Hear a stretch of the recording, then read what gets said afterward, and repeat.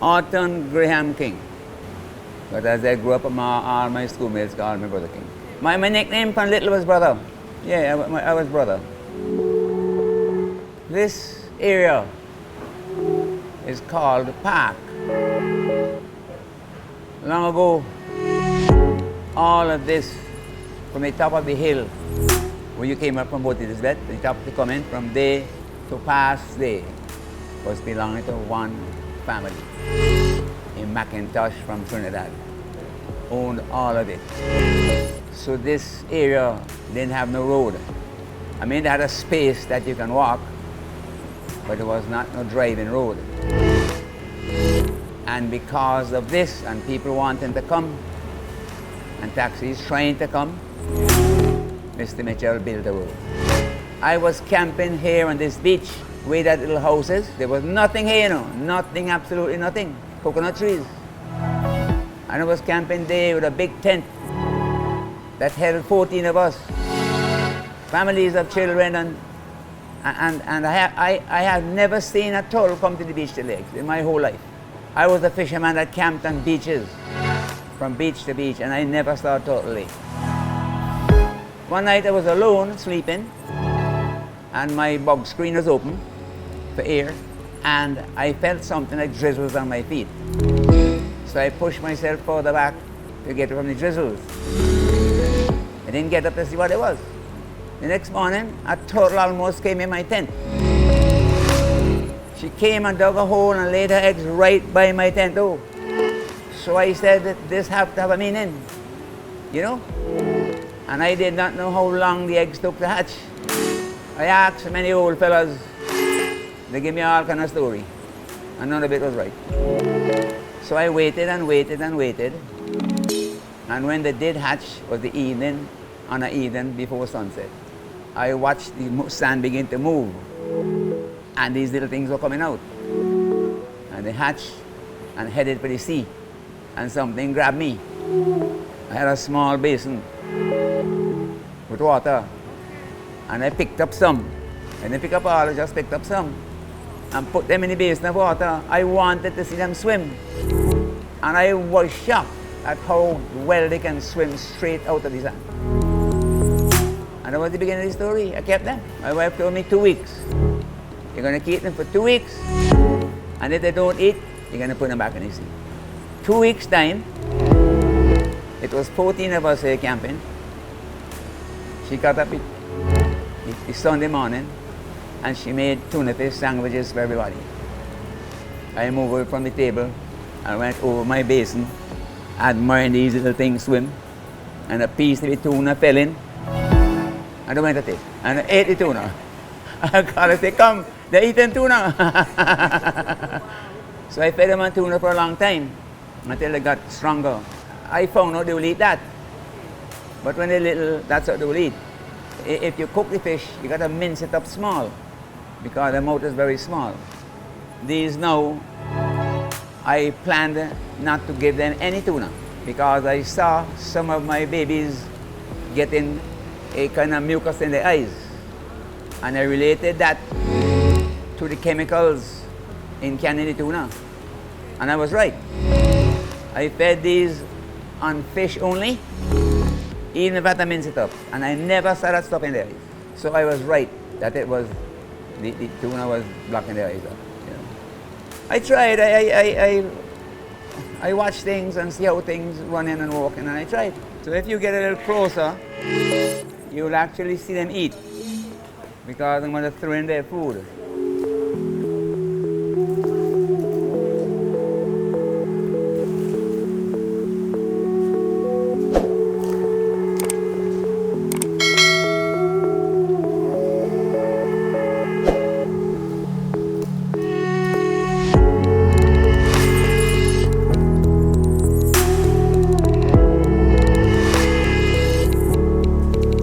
I try to share it fair. I know to scatter it through. Make sure that everybody gets. So these are 4, 5, and 6 years. I keep them until they're 7. before I return them. And of course, in returning them, I try to put some of them where they came from, as babies. Because I get these as babies, you know. I begin with little babies. And that's where the walk is. When they're small, they're very delicate. So I have to know how to feed them, how to change the water. They bite each other. I found out that gentian violet is a good cure for their cuts. So I do as much as I could do for my toes. We're going to empty this water in a while from now. It is fish we're dealing with to feed them. And I try my best to be as clean as I can. We have a pump there, a gasoline pump. Water comes in from the sea. We take this long hose and we wash everything down.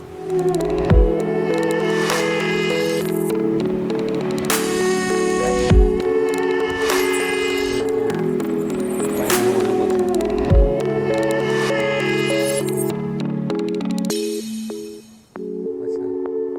We didn't blow that yet. Okay, well, what are you going to do? Put down the block here.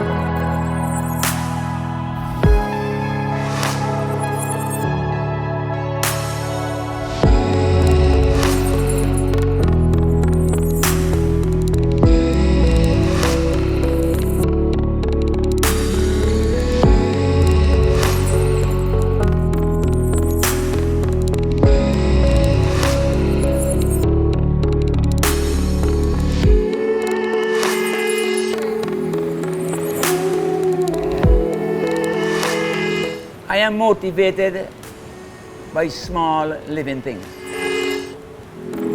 Right now I have 3 little goat kids and a nose bottle. Because the mother can't nurse them.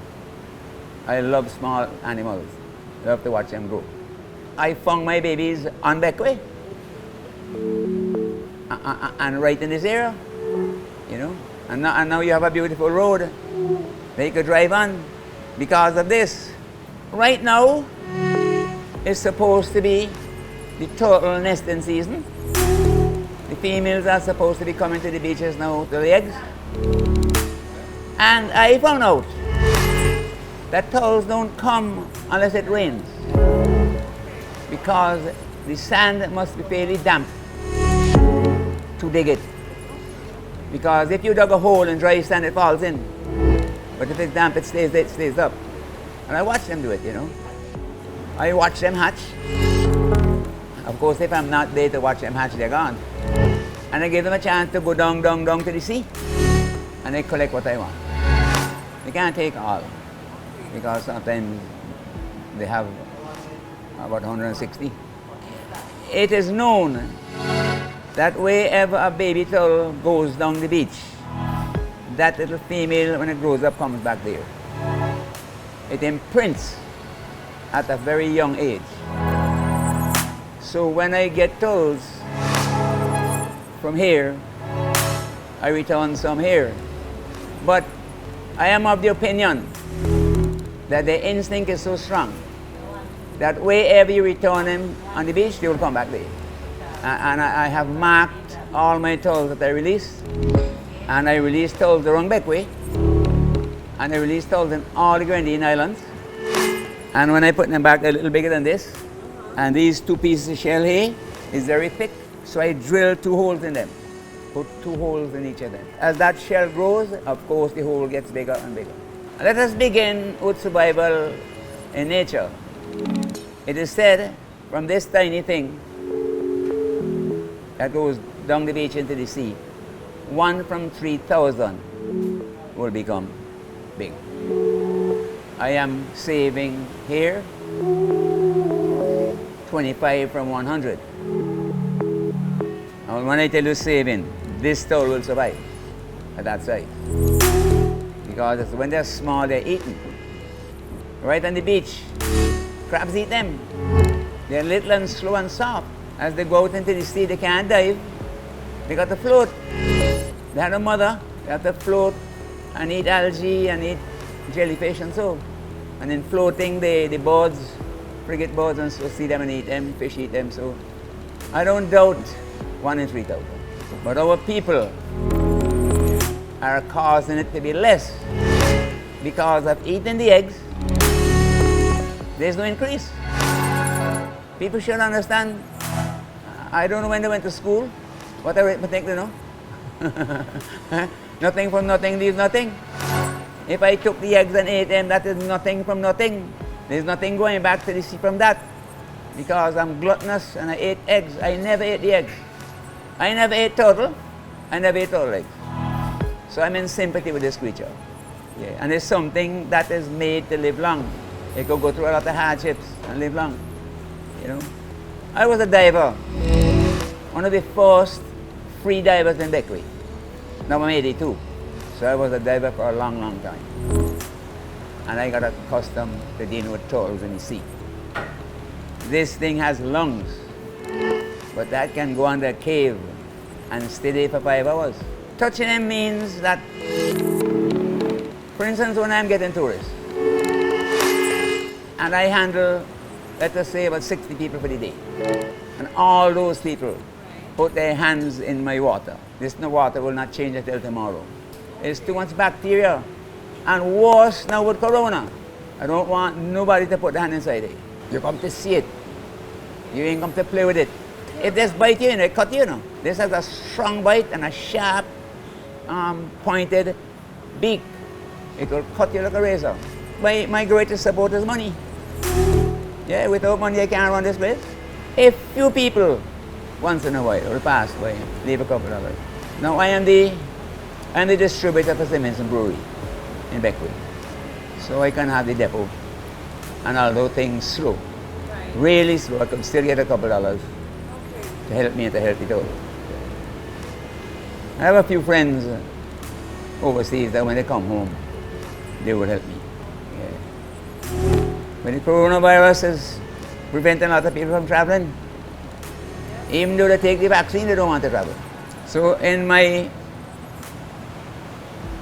trying and learning, I have released 951 turtles from this sanctuary, and every Grenadine island has them. I take my boat and I take turtles to all of the Grenadine islands. You see this oblong basin, that's what I take. I put 3 in it and I have holes around the edge and I pass strong nylon through them and I keep them there. When John Cardwell was the owner of Palm Island, he was my good friend. We chatted together. He was on his boat, I was on the other one. We got to know each other, and he used to ask his workers, when you see baby turtles, collect them. I will put them in a box and send them by the ferry to Bequia, to Mr. King, and he did it many times. I take turtles to Pink Sands Canavan Hotel. Okay. They request me to bring them for their guests to see me, release them, you know. I had an accident at sea. It's a long story. The ship sank with me. We were from Martinique to Bequia. 7 of us, the ship sank. 1 drowned right away. The other 6 of us floated and swam. And I happened to be the only survivor out of 7 people. I slept on the ocean on a piece of board. I was the only survivor out of 7. Yeah. Of course, I was young. I was a diver then. I was strong in the water. But there's one thing you can't be strong about. It's called sleep. You can't fight sleep. I managed to get close to a beach in Martinique. Okay. And the fishermen on the beach saw my head way out and thought it was a turtle. They launched the boat just before sunset and head out to see if it's a turtle. When they came, it was me. Wow. You know, I was floating unconsciously. I was totally unconscious, nothing to float on. I was floating belly down. They thought I was drunk, they thought I was dead. They grabbed me, had on a pants, a short pants, they grabbed me in my short and lift up. The old man still didn't know it was a man alive. I didn't know that, you know. I didn't know anything about that. They put me in the boat and carried me ashore. Came with a nurse in a small village. She tried to give me something hot to drink, but my tongue had blocked up my throat by the salt and the swell. I couldn't drink nothing. Then they took me in an ambulance. So they say I left the little village pressure around about 7:30. And it took me over 2 hours to get to Port-au-Prince, to a railroad hospital. I don't know about that. When I get in, I don't know. It is amazing that people who travel around the world and come to Bequia, this is the first and only one like this they've ever seen.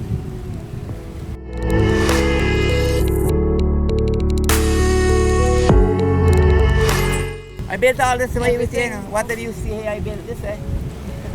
It ain't to say, you know, that when tourists come, that I don't make money. But it goes quickly. Well, folks, I'm going to have my breakfast now. It is lunchtime.